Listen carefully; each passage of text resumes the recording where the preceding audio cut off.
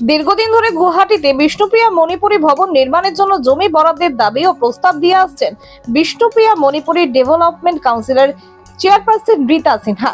পাথরকান্দির বিধায়ক কৃষ্ণেন্দু পাল মন্ত্রী হওয়ার পরে বিষয়টি গুরুত্ব সহকারে গ্রহণ করে অবশেষে সেই দাবি বাস্তবায়িত হতে চলেছে। তাই তিনি রাজ্যের মুখ্যমন্ত্রী সহ মন্ত্রী কৃষ্ণেন্দু পাল কেশব মহন্তকে ধন্যবাদ জানিয়েছেন। উল্লেখযোগ্য যে বিষ্ণুপ্রিয়া মণিপুরী সম্প্রদায়ের লোকেরা অর্থনৈতিকভাবে খুবই দুর্বল এবং তারা যখন গুয়াহাটিতে চিকিৎসা এবং অন্যান্য বিভিন্ন উদ্দেশ্যে যায় তখন থাকার জন্য খুব অসুবিধার সম্মুখীন হতে হয়, কারণ হোটেলে থাকা অত্যন্ত ব্যয়বহুল। তাই তাদের পক্ষে এই ব্যয় বহন করার সামর্থ্য নাই।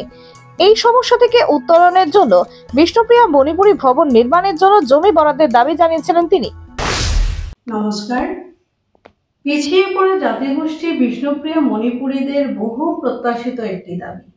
যাত্রীনিবাস গুয়াহাটিতে আমি কাউন্সিলের চেয়ারপারসন হিসাবে দায়িত্ব নেওয়ার পর এই দাবিকে বাস্তবায়িত করার জন্য সরকারের নিকট আমি লিখিত আকারে দাবি জানিয়েছিলাম। আমার জাতি গোষ্ঠীর সেই স্বপ্ন বাস্তবায়িত করার লক্ষ্য পাথারকান্দি বিধায়ক মাননীয় শ্রী কৃষ্ণেন্দু পাল মন্ত্রী হওয়ার পর বিষয়টি গুরুত্ব সহকারে গ্রহণ করে বিভাগীয় কর্তৃপক্ষের সাথে যোগাযোগ করার নির্দেশ দেন।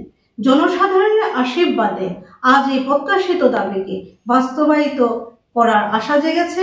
আমি আশা রাখি খুব শীঘ্রই এই ভবনটি গুয়াহাটিতে নির্মাণ হবে।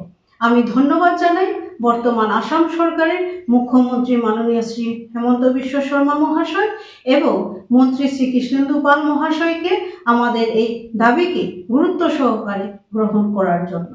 আমি সমাজের সর্বস্তরের জনসাধারণের আশীর্বাদ কামনা করি এই কার্যকে বাস্তবে রূপায়িত করার জন্য। ধন্যবাদ, নমস্কার। পাথারকান্দি থেকে তপন কুমার রায়ের রিপোর্ট, লঙ্কাই টিভি।